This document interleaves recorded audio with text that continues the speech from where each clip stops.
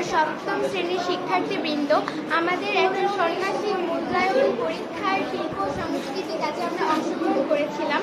আমরা এখানে একটি দলগত কাজ করেছি। আমাদের দলের কাজ ছিল পরিবেশনা সংক্রান্ত। আমরা এখানে এটি সংক্ষিপ্ত আকারে শোনাবো। আমাদের কাজ গ এর কাজ ১ এর ১ নং খাতায় সম্পাদন করেছে আমাদের দলের প্রীতম ও লামহা। তাদের কাজ ছিল নাচ গান অভিনয় আবৃত্তি থেকে তারা অভিনয় নির্বাচন করেছিল।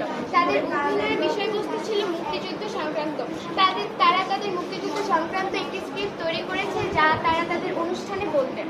আমাদের কাজ গ এর কাজ ১ এর ২ নং এর খাতায় উপস্থাপন করেছে আমাদের দলের হুমায়রা ও আমিরা।